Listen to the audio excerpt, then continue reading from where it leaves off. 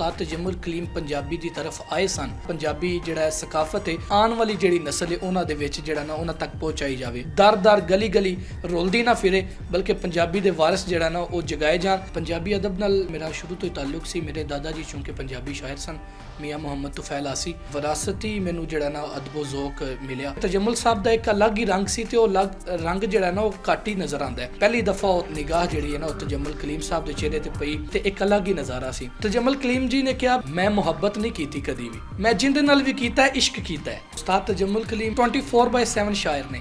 ਕੋਈ ਵੀ ਕੰਮ ਕਰ ਰਹੇ ਨੇ ਨਾ ਤੇ ਉਹ ਇੱਕ ਸ਼ਾਇਰ ਕੰਮ ਕਰ ਰਿਹਾ। ਉਹਨਾਂ ਨਾਲ ਤੁਸੀਂ ਕਿਸੇ ਵੀ ਮੌਜੂ ਤੇ ਗੁਫ਼ਤਗੂ ਕਰੋਗੇ, ਉਹਨਾਂ ਨੇ ਆਪਦਾ ਜਵਾਬ ਜਿਹੜਾ ਨਾ ਉਸ ਗੱਲ ਤੇ ਦੇਣਾ ਹੈ ਪ੍ਰੋਪਰ ਸ਼ਾਇਰਾਨਾ ਤੇ ਪ੍ਰੋਪਰ ਸ਼ਾਇਰਾਂ ਵਾਲਾ ਦੇਣਾ ਹੈ। ਅਣਖ ਉਹਨਾਂ 'ਚ ਬੜੀ ਸੀ, ਚਿਰਾਗਾਂ ਨਾਲ ਮਨਸੂਬ ਹੈ ਤੇ ਉਹ ਹਵਾਵਾਂ ਦਾ ਤਰਫਦਾਰ ਨਹੀਂ ਸੀ। ਤੇ ਉਸਤਾਦ ਜੀ ਨੇ ਫਰਮਾਇਆ ਕਿ ਬਹੁਤੀ ਲੰਘਾਈ ਬੈਠਾ ਤੇ ਥੋੜੀ ਰਹਿ ਗਈ ਹੈ। ਉਹਨਾਂ ਨੂੰ ਇੱਕ ਲੈਜੈਂਡ ਮੰਨਿਆ ਜਾ ਰਿਹਾ ਹੈ। ਬੜੀ ਅੱਛੀ ਗੱਲ ਹੈ। ਤਜਮੁਲ ਕਲੀਮ ਜੀ ਜਿਹੜਾ ਨਾ ਉਹ ਪੰਜਾਬੀ ਨੂੰ, ਪੰਜਾਬੀ ਜ਼ਬਾਨ ਨੂੰ ਆਪਣੀ ਮਾਂ ਸਮਝਦੇ ਸਨ। ਤੁਹਾਡੇ ਹੀ ਇੰਟਰਵਿਊ ਦੇ ਵਿੱਚ ਉਹਨਾਂ ਇਸ ਸਾਰੇ ਵਾਕਿਏ ਦਾ ਜ਼ਿਕਰ ਵੀ ਕੀਤਾ ਤੇ ਉਹਨਾਂ ਦੱਸਿਆ ਵੀ ਕਿ ਮੁਨੀਰ ਨਿਆਜ਼ੀ ਜੀ ਨੇ ਜਿਵੇਂ ਕਿਹਾ ਕਿ ਪੰਜਾਬੀ ਜ਼ਬਾਨ ਇਸ ਕਾਬਿਲ ਨਹੀਂ ਹੈ ਕਿ ਉਹਦੇ ਵਿੱਚ ਜਿਹੜਾ ਨਾ ਜੀ ਉਹ ਜਦੀਦ ਗਜ਼ਲ ਕਹੀ ਜਾ ਸਕੇ। ਤੇ ਫਿਰ ਉਹਨਾਂ ਆਪਦਾ ਜਿੰਨਾ ਵੀ ਉਰਦੂ ਦਾ ਮਜਮੂਆ ਸੀ, ਉਰਦੂ ਦਾ ਕਲਾਮ ਸੀ, ਉਹ ਨਹਿਰ ਦੇ ਵਿੱਚ ਛੱਡ ਦਿੱਤਾ।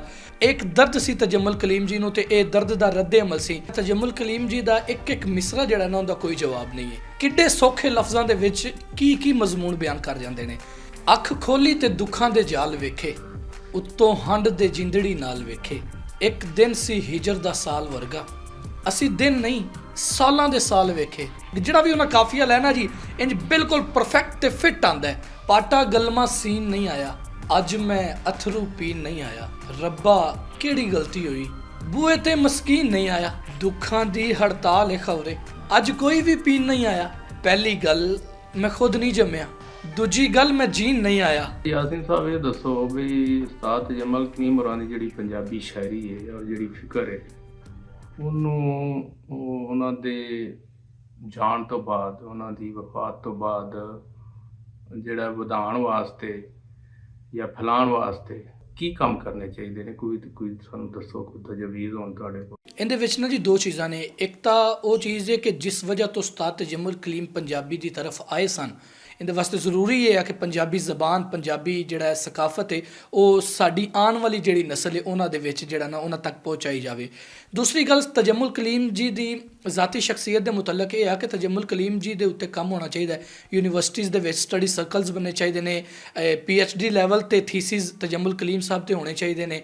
ਉਸ ਤੋਂ ਬਾਅਦ ਨਿਸਾਬ ਦੇ ਵਿੱਚ ਸਰਕਾਰੀ ਤੌਰ ਤੇ ਸ਼ਾਮਿਲ ਹੋਣਾ ਚਾਹੀਦਾ ਹੈ। ਉਸ ਤੋਂ ਬਾਅਦ ਜਿਹੜਾ ਤਜਮੁਲ ਕਲੀਮ ਜੀ ਦੇ ਸ਼ਹਿਰ ਚੂਣੀਆਂ ਦੇ ਵਿੱਚ ਇੱਕ ਤਜਮੁਲ ਕਲੀਮ ਕਮਰਾ ਤਜਮੁਲ ਕਲੀਮ ਬਣਨਾ ਚਾਹੀਦਾ, ਜਿਹਦੇ ਵਿੱਚ ਤਜਮੁਲ ਕਲੀਮ ਦੀਆਂ ਚੀਜ਼ਾਂ, ਤਜਮੁਲ ਕਲੀਮ ਦੀਆਂ ਅਸ਼ੀਆ, ਉਹਨਾਂ ਦੀਆਂ ਤਸਵੀਰ, ਉਹਨਾਂ ਦੀ ਯਾਦਗਾਰ ਚੀਜ਼ਾਂ ਨੇ ਜਿਹੜੀਆਂ, ਉਹਨਾਂ ਦੇ ਆਪਣਾ ਕਲਾਮ ਦੇ ਜਿੰਨੇ ਮਜਮੂਏ ਨੇ ਉਹ ਉੱਥੇ ਹੋਣੇ ਚਾਹੀਦੇ ਨੇ। ਅਤੇ ਤਜਮੁਲ ਕਲੀਮ ਜੀ ਦੇ ਉੱਤੇ ਜਿਹੜਾ ਨਾ ਜੀ ਉਹ ਮਜ਼ੀਦ ਜਿਹੜਾ ਨਾ ਉਹ ਕੰਮ ਹੋਣਾ ਚਾਹੀਦਾ ਹੈ। ਇਹ ਸਾਲਾਨਾ ਇੱਕ ਅਵਾਰਡ ਦਾ ਜਿਹੜਾ ਉਹ ਅਹਿਤਮਾਮ ਕੀਤਾ ਜਾਣਾ ਚਾਹੀਦਾ ਹੈ। ਇੱਕ ਪ੍ਰੋਗਰਾਮ ਦਾ ਅਹਿਤਮਾਮ ਕੀਤਾ ਜਾਣਾ ਚਾਹੀਦਾ ਹੈ ਪੰਜਾਬੀ, ਜਿਹਦੇ ਵਿੱਚ ਬੋਲੀ ਸੁਣੀ ਸਮਝੀ ਜਾ ਸਕੇ। ਸਾਡੇ ਜਿਹੜੇ ਨੌਜਵਾਨ ਨੇ ਅਤੇ ਅੱਗੇ ਆਉਣ ਵਾਲੇ ਜਿਹੜੇ ਬੱਚੇ ਨੇ ਉਹਨਾਂ ਨੂੰ ਵੀ ਜਿਹੜਾ ਨਾ ਪੰਜਾਬੀ ਸਮਝਣ ਦੇ ਵਿੱਚ ਆਸਾਨੀ ਹੋਵੇ। ਬੁਨਿਆਦੀ ਤੌਰ 'ਤੇ ਤਜਮੁਲ ਕਲੀਮ ਦਾ ਜਿਹੜਾ ਉਹ ਇਹ ਹੀ ਮੈਸੇਜ ਹੈ ਕਿ ਜਿਹੜਾ ਨਾ ਜਿਹੜੀ ਪੰਜਾਬੀ ਹੈ ਉਹ ਦਰ ਗਲੀ ਗਲੀ ਰੁਲਦੀ ਨਾ ਫਿਰੇ, ਬਲਕਿ ਪੰਜਾਬੀ ਦੇ ਵਾਰਿਸ ਜਿਹੜਾ ਨਾ ਉਹ ਜਗਾਏ ਜਾਣ। ਤੇ ਇਹਦੇ ਵਾਸਤੇ ਸਭ ਤੋਂ ਜ਼ਿਆਦਾ ਜ਼ਰੂਰਤ ਹੈ ਕਿ ਜਿੰਨੇ ਵੀ ਵਾਰਿਸ ਨੇ ਪੰਜਾਬੀ ਦੇ, ਉਹਨਾਂ ਨੂੰ ਇਹ ਅਹਿਸਾਸ ਦਿਲਾਇਆ ਜਾਏ ਕਿ ਤੁਸੀਂ ਪੰਜਾਬੀ ਦੇ ਵਾਰਿਸ ਹੋ ਤੇ ਆਪਦੀ ਮਾਂ ਬੋਲੀ ਨੂੰ ਉੱਠ ਕੇ ਜਵਾਨੋ ਸੰਭੋ। ਤੇ ਇਹਦੇ ਵਾਸਤੇ ਇਕਦਾਮਾਤ ਜਿਹੜੇ ਨਾ ਜੀ ਉਹ ਹੋਣੇ ਚਾਹੀਦੇ ਨੇ।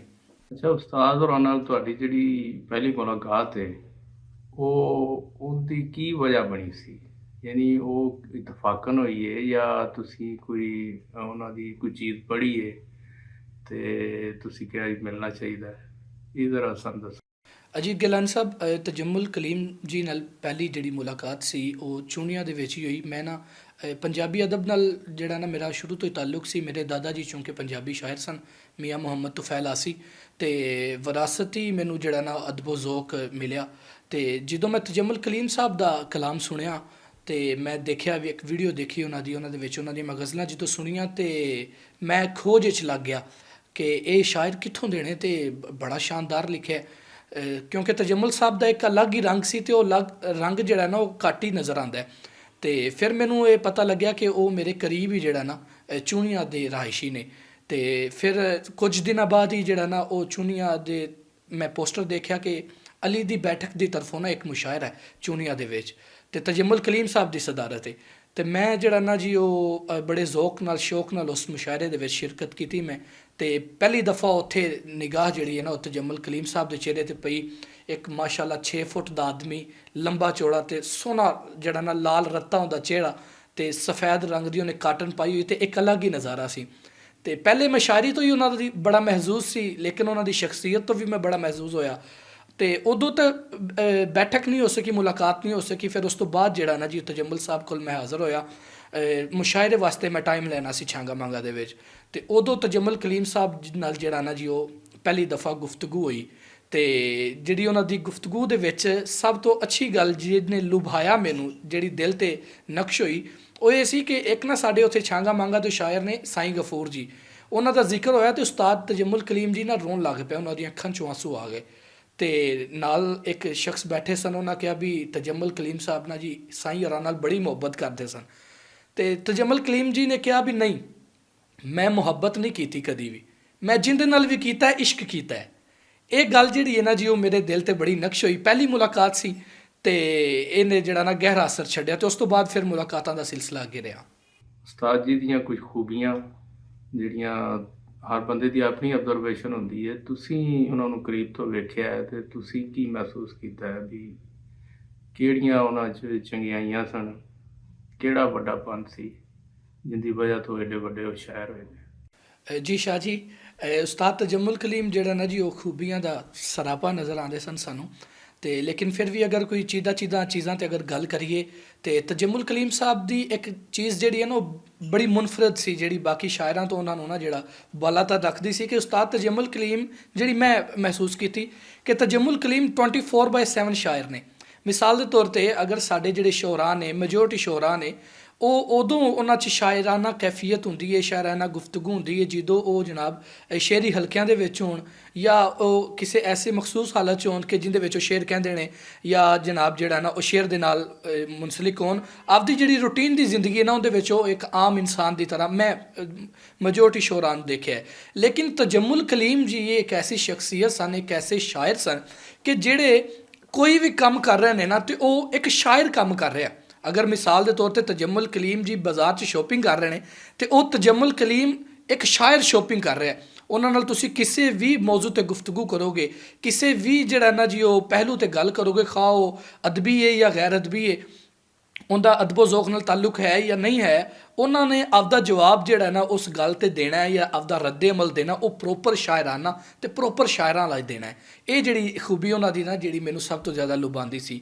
ਤੇ ਦੂਸਰੀ ਗੱਲ ਜਿਹੜੀ ਉਹਨਾਂ 'ਚ ਸਭ ਤੋਂ ਵੱਡੀ ਸੀ ਤੇ ਉਹ ਇਹ ਸੀ ਕਿ ਤਜਮੁਲ ਕਲੀਮ ਜੀ ਅਣਖੀ ਆਦਮੀ ਸਨ। ਅਣਖ ਉਹਨਾਂ 'ਚ ਬੜੀ ਸੀ, ਬੜਾ ਸਟੇਟ ਫਾਰਵਰਡ ਆਦਮੀ ਸੀ। ਅਗਰ ਉਹ ਚਿਰਾਗਾਂ ਨਾਲ ਮਨਸੂਬ ਹੈ ਤੇ ਉਹ ਹਵਾਵਾਂ ਦੇ ਤਰਫਦਾਰ ਨਹੀਂ ਸੀ, ਸਟੇਟ ਫਾਰਵਰਡ ਆਦਮੀ ਸੀ।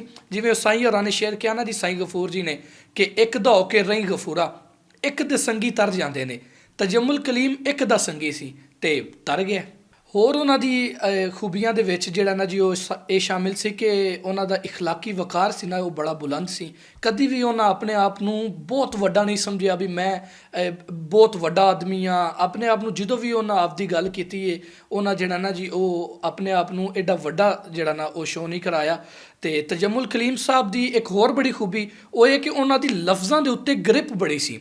ਪੰਜਾਬੀ ਜ਼ਬਾਨ ਦੇ ਹਰ ਮੋੜ ਨੂੰ ਉਹ ਜਾਣਦੇ ਸਨ। ਤੇ ਬਾਕੀ ਕਸੀਰ ਜਿਹੜੀਆਂ ਨਾ ਤਜਮੁਲ ਕਲੀਮ ਸਾਹਿਬ ਦੇ ਵਿੱਚ ਜਿਹੜੀਆਂ ਉਹ ਖੂਬੀਆਂ ਪਾਈਆਂ ਜਾਂਦੀਆਂ ਤੇ 2-4 ਜਿਨ੍ਹਾਂ 'ਚੋਂ ਮੈਂ ਤਜ਼ਕਰਾ ਕੀਤਾ ਹੈ। ਉਸਤਾਦ ਤਜਮੁਲ ਕਲੀਮ ਹੋਰਾਂ ਨੂੰ ਜਿਹੜਾ ਬਾਅਦ ਅਜ਼ ਵਫਾਤ ਸਦਾਰਤੀ ਅਵਾਰਡ ਦੇਣ ਦਾ ਹੁਣ ਪਿੱਛੇ ਫੈਸਲਾ ਵੀ ਹੋ ਚੁੱਕਿਆ ਹੈ, ਉਹਦਾ ਐਲਾਨ ਵੀ ਹੋ ਗਿਆ ਹੈ। ਤੇ ਮੈਂ ਅਗਰ ਕਹਾਂ ਕਿ ਤੁਸੀਂ ਇਹਦੇ 'ਤੇ ਅਗਰ ਕੋਈ ਕਮੈਂਟ ਕਰੋ ਤੇ ਇਸ ਫੈਸਲੇ ਨੂੰ ਕਿਵੇਂ ਦੇਖਦੇ ਹੋ? शाह जी, कदर तब आती है जब आदमी नहीं आता। चलो दे रहे दुरुस्त आए, अगर सदाती अवार्ड दे रहे हैं तो वो सदाती अवार्ड ਨੂੰ ਸਿਵਾਏ ਜਿਹੜਾ ਨਾ ਜੀ ਉਹ ਅਲਮਾਰੀ ਦੇ ਵਿੱਚ ਸਜਾਉਣ ਤੋਂ ਉਹਦੇ ਹੋਰ ਵੀ ਬੈਨੀਫਿਟ ਹੋਣੇ ਚਾਹੀਦੇ ਨੇ। ਸਦਾਤੀ ਅਵਾਰਡ ਤਾਂ ਉਹਨਾਂ ਦੀ ਜ਼ਿੰਦਗੀ 'ਚ ਹੀ ਦੇਣਾ ਚਾਹੀਦਾ ਸੀ, ਲੇਕਿਨ ਜ਼ਿੰਦਗੀ ਜਿਸ ਤਰ੍ਹਾਂ ਉਹਨਾਂ ਗੁਜ਼ਾਰੀ ਹੈ ਠੀਕ ਠਾਕ ਗੁਜ਼ਾਰੀ ਹੈ, ਲੇਕਿਨ ਫਿਰ ਵੀ ਜਿਹੜੀਆਂ ਮੁਸ਼ਕਿਲਾਤ ਸਨ ਉਹ ਜਿਹੜਾ ਨਾ ਕਾਫੀ ਜ਼ਿਆਦਾ ਉਹਨਾਂ ਦੇ ਉੱਤੇ ਰਹੀਆਂ ਨੇ। ਜਿਸ ਤਰ੍ਹਾਂ ਉਹਨਾਂ ਇੱਕ ਇੰਟਰਵਿਊ ਦੇ ਵਿੱਚ ਜ਼ਿਕਰ ਕੀਤਾ ਕਿ ਤਜਮੁਲ ਕਲੀਮ ਸਾਹਿਬ ਬਿਮਾਰ ਸਨ, ਹਸਪੀਟਲ ਸਨ, ਤੇ ਉਹਨਾਂ ਦਾ ਪਿੱਛੋਂ ਬਿਜਲੀ ਦਾ ਮੀਟਰ ਜਿਹੜਾ ਨਾ ਉਹ ਵਾਪਦਾ ਕੱਟ ਕੇ ਲੈ ਗਈ। 4 ਮੀਟਰ ਫਿਰ ਲਵਾਇਆ, ਫਿਰ 4 ਦਿਨ ਬਾਅਦ ਕੱਟ ਕੇ ਲੈ ਗਈ। ਤੇ ਉਹਨਾਂ ਪੁੱਛਿਆ ਵੀ ਤਜਮੁਲ ਕਲੀਮ ਪਚ ਨਹੀਂ ਰਿਹਾ ਦੁਨੀਆ ਨੂੰ। ਤੇ ਉਸਤਾਦ ਜੀ ਨੇ ਫਰਮਾਇਆ ਕਿ ਨਾ ਪਚੇ ਜੀ, ਬਹੁਤੀ ਲੰਘਾਈ ਬੈਠਾ ਤੇ ਥੋੜੀ ਰਹਿ ਗਈ ਏ। ਤੇ ਹੁਣ ਅਰਜ਼ ਸਾਡੀ ਇਹ ਆ ਕਿ ਸਦਾਰਤੀ ਅਵਾਰਡ ਦਿੱਤਾ ਜਾ ਰਿਹਾ, ਬਿਲਕੁਲ ਬੜੀ ਸ਼ਾਨਦਾਰ ਗੱਲ ਹੈ, ਲੇਕਿਨ ਜ਼ਰੂਰਤ ਇਸ ਚੀਜ਼ ਦੀ ਹੈ ਕਿ ਤਜਮੁਲ ਕਲੀਮ ਸਾਹਿਬ ਦੀ ਫੈਮਿਲੀ ਦੇ ਵਿੱਚੋਂ ਉਹਨਾਂ ਦੇ ਜਿਹੜੇ ਬੇਟੇ ਨੇ ਉਹਨਾਂ ਨੂੰ ਐਜ਼ਾਜ਼ੀ ਨੌਕਰੀ ਦਿੱਤੀ ਜਾਏ। ਤਜਮੁਲ ਕਲੀਮ ਸਾਹਿਬ ਦੀ ਜਿਹੜੀ ਫੈਮਿਲੀ ਹੈ ਉਹਨਾਂ ਦਾ ਵਜ਼ੀਫਾ ਕਾਇਮ ਕੀਤਾ ਜਾਏ, ਮਹਾਨਾ ਉਹਨਾਂ ਨੂੰ ਵਜ਼ੀਫਾ ਦਿੱਤਾ ਜਾਏ। ਇਹੋ ਜਿਹੀਆਂ ਸਹੂਲੀਅਤ ਦਿੱਤੀਆਂ ਜਾਣ ਸਦਾਰਤੀ ਅਵਾਰਡ ਦੇ ਨਾਲ ਕਿ ਜਿਨ੍ਹਾਂ ਨਾਲ ਤਜਮੁਲ ਕਲੀਮ ਸਾਹਿਬ ਦੀ ਫੈਮਿਲੀ ਦੀ ਜਿਹੜੀ ਜ਼ਿੰਦਗੀ ਹੈ ਉਹ ਅੱਗੇ ਮਜ਼ੀਦ ਜਿਹੜਾ ਨਾ ਜੀ ਉਹ ਆਸਾਨ ਹੋ ਜਾਏ। ਅਸਲ ਤੁਸੀਂ ਅਗਰ ਉਹਨਾਂ ਦੀ ਖਿਦਮਤ ਕਰਨੀ ਹੈ ਤੇ ਇਹ ਜਿਹੜਾ ਤਰੀਕਾ ਹੈ ਨਾ ਜੀ, ਕਿਉਂਕਿ ਸਦਾਰਤੀ ਅਵਾਰਡ ਦਾ ਹੁਣ ਤਜਮੁਲ ਕਲੀਮ ਸਾਹਿਬ ਨੂੰ ਕੋਈ ਫਾਇਦਾ ਨਹੀਂ ਹੈ ਸਿਵਾਏ ਇਸ ਦੇ ਕਿ ਉਹਨਾਂ ਨੂੰ ਇੱਕ ਲੈਜੈਂਡ ਮੰਨਿਆ ਜਾ ਰਿਹਾ। ਉਹ ਬੜੀ ਅੱਛੀ ਗੱਲ ਹੈ, ਅਸੀਂ ਇਹ ਨਹੀਂ ਕਹਿੰਦੇ ਕਿ ਉਹਨਾਂ ਨੂੰ ਸਦਾਰਤੀ ਅਵਾਰਡ ਨਾ ਮਿਲੇ, ਲੇਕਿਨ ਉਹਨਾਂ ਦੀ ਫੈਮਿਲੀ ਵਾਸਤੇ ਵੀ ਜਿਹੜਾ ਨਾ ਉਹ ਕੁਝ ਨਾ ਕੁਝ ਇਹੋ ਜਿਹੇ ਹਕੂਮਤੀ ਜਿਹੜਾ ਨਾ ਇਕਦਾਮਾਤ ਹੋਣੇ ਚਾਹੀਦੇ ਨੇ ਕਿ ਤਜਮੁਲ ਕਲੀਮ ਸਾਹਿਬ ਦੀ ਜਿਹੜੀ ਫੈਮਿਲੀ ਹੈ ਪਿੱਛੋਂ ਪੁਰਸਕੂਨ ਜ਼ਿੰਦਗੀ ਗੁਜ਼ਾਰ ਸਕੇ। ਅੱਛਾ, ਤੁਸੀਂ ਉਰਦੂ ਪੰਜਾਬੀ ਸ਼ਾਇਰੀ ਦੋਨਾਂ ਨੂੰ ਹੀ ਪਸੰਦ ਕਰਦੇ ਹੋ, ਤੇ ਇਹ ਦੱਸੋ ਵੀ ਉਸਤਾਦ ਜੀ ਹੋਰਾਂ ਨੇ ਜਿਹੜਾ ਉਰਦੂ ਸ਼ਾਇਰ ਹੋਣ ਤੋਂ ਬਾਅਦ, ਯਾਨੀ ਉਹਨਾਂ ਨੇ ਕਾਫੀ ਗਜ਼ਲਾਂ ਲਿਖੀਆਂ ਹੋਈਆਂ ਸੀ, ਕੋਈ 100-150 ਦੇ ਕਰੀਬ, ਜ਼ਿਆਦਾ ਸਨ ਬਲਕਿ, ਤੇ ਉਹ ਜਿਹੜੇ ਸ਼ਿਫਟ ਹੋ ਗਏ ਪੰਜਾਬੀ ਨੂੰ ਹੀ ਉਹਨਾਂ ਨੇ ਓੜਨਾ ਵਿਛਾਉਣਾ ਬਣਾ ਲਿਆ। ਤੁਸੀਂ ਇਸ ਨੂੰ ਕਿਵੇਂ ਦੇਖਦੇ ਹੋ, ਉਹਨਾਂ ਦੀ ਇਸ ਅਦਾ ਨੂੰ ਕਿ ਉਹਨਾਂ ਨੇ ਆਪਦਾ ਪੰਜਾਬੀ ਵੱਲੇ ਜਿਹੜੀਆਂ ਮਾਰਾਂ ਮੋੜਨੀਆਂ ਸੀ? ਤੁਹਾਨੂੰ ਕੀ ਲੱਗਦਾ ਇਸ ਬਾਰੇ? ਸ਼ਾਹ ਜੀ, ਇਹਦੇ 'ਚ ਮੈਂ ਇਹ ਕਹਿਣਾ ਚਾਹਾਂਗਾ ਕਿ ਤਜਮੁਲ ਕਲੀਮ ਜੀ ਜਿਹੜਾ ਨਾ ਉਹ ਪੰਜਾਬੀ ਨੂੰ, ਪੰਜਾਬੀ ਜ਼ਬਾਨ ਨੂੰ ਆਪਣੀ ਮਾਂ ਸਮਝਦੇ ਸਨ, ਤੇ ਗੈਰਤਮੰਦ ਪੁੱਤਰ ਦੀ ਅਲਾਮਤ ਇਹ ਹੀ ਹੁੰਦੀ ਹੈ ਕਿ ਅਗਰ ਉਹਦੀ ਮਾਂ 'ਤੇ ਕੋਈ ਮਨਫੀ ਗੱਲ ਕਰੇ ਤੇ ਉਹਨੂੰ ਬਰਦਾਸ਼ਤ ਨਹੀਂ ਹੁੰਦੀ। ਇਸੇ ਤਰ੍ਹਾਂ ਹੀ ਤਜਮੁਲ ਕਲੀਮ ਜੀ ਨੇ ਤੁਹਾਡੇ ਹੀ ਇੰਟਰਵਿਊ ਦੇ ਵਿੱਚ ਉਹਨਾਂ ਇਸ ਸਾਰੇ ਵਾक़ੇ ਦਾ ਜ਼ਿਕਰ ਵੀ ਕੀਤਾ ਤੇ ਉਹਨਾਂ ਦੱਸਿਆ ਵੀ ਕਿ ਮੁਨੀਰ ਨਿਆਜ਼ੀ ਜੀ ਨੇ ਜਿਵੇਂ ਕਿਹਾ ਕਿ ਪੰਜਾਬੀ ਜ਼ਬਾਨ ਇਸ ਕਾਬਿਲ ਨਹੀਂ ਹੈ ਨਾਉਜ਼ੁਬਿल्लाह ਕਿ ਉਹਦੇ ਵਿੱਚ ਜਿਹੜਾ ਨਾ ਜੀ ਉਹ ਜਦੀਦ ਗਜ਼ਲ ਕਹੀ ਜਾ ਸਕੇ। ਤੇ ਫਿਰ ਉਸਤਾਦ ਤਜਮੁਲ ਕਲੀਮ ਜੀ ਨੇ ਇਹ ਠਾਣ ਲਈ ਕਿ ਹੁਣ ਜਿਹੜਾ ਨਾ ਜਦੀਦ ਗਜ਼ਲ ਹੀ ਹੋਏਗੀ ਤੇ ਪੰਜਾਬੀ ਜ਼ਬਾਨ ਵਿੱਚ ਹੀ ਹੋਏਗੀ। ਤੇ ਫਿਰ ਉਹਨਾਂ ਆਪਦਾ ਜਿੰਨਾ ਵੀ ਉਰਦੂ ਦਾ ਮਜਮੂਆ ਸੀ, ਉਰਦੂ ਦਾ ਕਲਾਮ ਸੀ, ਉਹ ਨਹਿਰ ਦੇ ਵਿੱਚ ਸੱਟ ਦਿੱਤਾ। ਤੇ ਇਹ ਗਲਤ ਕੀਤਾ ਜਾਂ ਠੀਕ ਕੀਤਾ ਇਹ ਤੇ ਗੱਲ ਹੀ ਨਹੀਂ ਹੈ, ਇੱਕ ਦਰਦ ਸੀ ਤਜਮੁਲ ਕਲੀਮ ਜੀ ਨੂੰ ਤੇ ਇਹ ਦਰਦ ਦਾ ਰੱਦ ਅਮਲ ਸੀ। ਮੇਰਾ ਖਿਆਲ ਹੈ ਕਿ ਉਹਨਾਂ ਠੀਕ ਕੀਤਾ। ਜਿਵੇਂ ਮੈਂ ਅੱਗੇ ਵੀ ਜ਼ਿਕਰ ਕੀਤਾ ਹੈ ਕਿ ਤਜਮੁਲ ਕਲੀਮ ਜੀ ਨੇ ਜਿਹੜੇ ਨਾ ਉਹ ਅਗਰ ਚਰਾਗਾਂ ਨਾਲ ਮਨਸੂਬ ਨੇ ਤੇ ਉਹ ਹਵਾ ਦੀ ਤਰਫਦਾਰੀ ਨਹੀਂ ਕਰਦੇ, ਇੱਕ ਗੈਰਤ ਦਾ, ਖੁਦਦਾਰੀ ਦਾ ਤੇ ਅਣਖ ਦਾ ਜਿਹੜਾ ਨਾ ਉਹ ਇਜ਼ਹਾਰ ਸੀ। ਤੇ ਆਪਦੀ ਜਿਹੜੀ ਜ਼ਬਾਨ ਹੈ, ਪੰਜਾਬੀ ਜ਼ਬਾਨ ਹੈ, ਉਹਦੇ ਨਾਲ ਮੁਹੱਬਤ ਦਾ ਜਿਹੜਾ ਨਾ ਉਹ ਇੱਕ ਰੱਦ ਅਮਲ ਸੀ, ਇੱਕ ਇਜ਼ਹਾਰ ਸੀ। ਕੋਈ ਉਸਤਾਦ ਜੀ ਦੀ ਉਹ ਗਜ਼ਲ ਸੁਣਾਓ ਜਿਹੜੀ ਤੁਹਾਨੂੰ ਜ਼ਾਤੀ ਤੌਰ 'ਤੇ ਪਸੰਦ ਹੋਵੇ, ਜਿਹੜੀ ਤੁਹਾਨੂੰ ਬੜੀ ਵਧੀਆ ਲੱਗਦੀ ਹੋਵੇ ਜਾਂ ਸੁਣਾਉਣ ਦੇ ਵਿੱਚ ਮਜ਼ਾ ਆਉਂਦਾ ਹੋਵੇ। ਵੈਸੇ ਤਾਂ ਸਾਰਾ ਹੀ ਕਲਾਮ ਹੈ, ਲੇਕਿਨ ਅਸੀਂ ਤੁਹਾਡੇ ਕੋਲੋਂ ਸੁਣਨਾ ਚਾਹੁੰਦੇ ਹਾਂ ਕਿ ਕਿਹੜੀ ਗਜ਼ਲ ਤੁਸੀਂ ਜ਼ਿਆਦਾ ਪਸੰਦ ਕਰਦੇ ਹੋ, ਅਤਾ ਕਰੋ। ਤਜਮੁਲ ਕਲੀਮ ਜੀ ਦੀ ਗਿਲਾਨੀ ਸਾਹਿਬ, ਚੂँਕਿ ਤੁਸੀਂ ਵੀ ਜਿਹੜਾ ਅਦਬੋ ਜ਼ੌਕ ਨਾਲ ਤੁਹਾਡਾ ਗਹਿਰਾ ਤਾਲੁਕ ਹੈ ਅਤੇ ਤੁਹਾਡਾ ਜਿਹੜਾ ਕੰਮ ਹੈ ਵੀ ਬਹੁਤ ਵੱਡਾ ਹੈ, ਅਤੇ ਤੁਸੀਂ ਜਾਣਦੇ ਹੋ ਕਿ ਜਿਹੜਾ ਤਜਮੁਲ ਕਲੀਮ ਜੀ ਦਾ ਇੱਕ ਇੱਕ ਮਿਸਰਾ ਜਿਹੜਾ ਨਾ ਉਹਦਾ ਕੋਈ ਜਵਾਬ ਨਹੀਂ ਹੈ। ਜਿਹੜੀ ਵੀ ਗਜ਼ਲ ਨੂੰ ਹੱਥ ਲਾਈਏ, ਜਿਹੜੀ ਵੀ ਗਜ਼ਲ ਨੂੰ ਪੜ੍ਹੀਏ ਤੇ ਇੱਕ ਇਨਸਾਨ ਦੰਗ ਹੀ ਰਹਿ ਜਾਂਦਾ, ਯਾਰ ਉਸਤਾਦ ਤਜਮੁਲ ਕਲੀਮ ਕਿੱਡੇ ਸੌਖੇ ਲਫ਼ਜ਼ਾਂ ਦੇ ਵਿੱਚ ਕੀ ਮਜ਼ਮੂਨ ਬਿਆਨ ਕਰ ਜਾਂਦੇ ਨੇ। ਮੈਂ ਉਹਨਾਂ ਦੀ ਇੱਕ ਗਜ਼ਲ ਤੁਹਾਨੂੰ ਸੁਣਾਉਣਾ ਜਿਹੜੀ ਮੈਨੂੰ ਜ਼ਾਤੀ ਤੌਰ 'ਤੇ ਬੜੀ ਪਸੰਦ ਹੈ। ਉਸਤਾਦ ਜੀ ਲਿਖਦੇ ਨੇ ਕਿ ਅੱਖ ਖੋਲੀ ਤੇ ਦੁੱਖਾਂ ਦੇ ਜਾਲ ਵੇਖੇ, ਉੱਤੋਂ ਹੰਡ ਦੇ ਜਿੰਦੜੀ ਨਾਲ ਵੇਖੇ, ਇੱਕ ਦਿਨ ਸੀ ਹਿਜਰ ਦਾ ਸਾਲ ਵਰਗਾ, ਅਸੀਂ ਦਿਨ ਨਹੀਂ ਸਾਲਾਂ ਦੇ ਸਾਲ ਵੇਖੇ, ਅਸੀਂ ਵੇਖਿਆ ਲਹੂ ਦਾ ਰੰਗ ਚਿੱਟਾ, ਅਸੀਂ ਫੁੱਲ ਕਪਾਵਾਂ ਦੇ ਲਾਲ ਵੇਖੇ, ਤੂੰ ਕੀੜੇ ਦੇ ਰਿਜ਼ਕ ਦੀ ਸੋਚ ਰੱਬਾ, ਅਸੀਂ ਭੁੱਖ ਤੋਂ ਵਿਕਦੇ ਬਾਲ ਵੇਖੇ, ਇਸ ਚੱਲੇ ਕਲੀਮ ਨੂੰ ਰੋਕ ਦਿਲਾ, ਇਹਨੂੰ ਆਖਸੂ ਵੇਲੇ ਦੀ ਚਾਲ ਵੇਖੇ। ਹਾਏ ਹਾਏ ਹਾਏ। ਉਸਤਾਦ ਤਜਮੁਲ ਕਲੀਮ ਜੀ ਦਾ ਜਿਹੜਾ ਵੀ ਸ਼ੇਰ ਹੈ ਨਾ ਜੀ, ਉਹ ਇੱਕ ਆਪਣਾ ਅਲੱਗ ਹੀ ਮੁਕਾਮ ਜਿਹੜਾ ਨਾ ਉਹ ਰੱਖਦਾ ਹੈ। ਐਡੇ ਸੋਹਣੇ ਤਰੀਕੇ ਨਾਲ, ਐਡੇ ਬਿਹਤਰੀਨ ਕਾਫੀਏ ਨਾਲ ਗੱਲ, ਜਿਹੜਾ ਵੀ ਉਹਨਾਂ ਕਾਫੀਆ ਲੈਣਾ ਜੀ ਇੰਜ ਬਿਲਕੁਲ ਪਰਫੈਕਟ ਤੇ ਫਿੱਟ ਆਉਂਦਾ ਹੈ। ਉਹਨਾਂ ਦੀ ਸ਼ਾਇਰੀ ਦੀ ਇਹ ਸਭ ਤੋਂ ਵੱਡੀ ਜਿਹੜੀ ਹੈ ਨਾ ਗੱਲ ਹੈ ਕਿ ਕਿਤੇ ਵੀ ਕੋਈ ਵੀ ਜਿਹੜਾ ਉਹ ਲਚਕ ਨਹੀਂ ਹੈ। ਪਾਟਾ ਗਲਮਾ ਸੀਨ ਨਹੀਂ ਆਇਆ, ਅੱਜ ਮੈਂ ਅਥਰੂ ਪੀਣ ਨਹੀਂ ਆਇਆ, ਰੱਬਾ ਕਿਹੜੀ ਗਲਤੀ ਹੋਈ, ਬੂਹੇ ਤੇ ਮਸਕੀਨ ਨਹੀਂ ਆਇਆ, ਦੁੱਖਾਂ ਦੀ ਹੜਤਾਲ ਖਵਰੇ, ਅੱਜ ਕੋਈ ਵੀ ਪੀਣ ਨਹੀਂ ਆਇਆ, ਪਹਿਲੀ ਗੱਲ ਮੈਂ ਖੁਦ ਨਹੀਂ ਜੰਮਿਆ, ਦੂਜੀ ਗੱਲ ਮੈਂ ਜੀਣ ਨਹੀਂ ਆਇਆ। ਜੋ ਕੁਝ ਆਪਣੇ ਬਾਰੇ ਸੁਣਿਆ ਮੈਨੂੰ ਆਪ ਯਕੀਨ ਨਹੀਂ ਆਇਆ। ਸਾਰੇ ਘਰ ਦਾ ਸੁੱਖੇ ਨਾ, ਪਿਓ ਵਿਹੜੇ ਦਾ ਰੁੱਖੇ ਨਾ। ਮੈਂ ਇਹ ਕੈਦ ਵੀ ਕੱਟ ਲਾਂਗਾ, ਤੇਰਾ ਮਤਲਬ ਪੋਖੇ ਨਾ।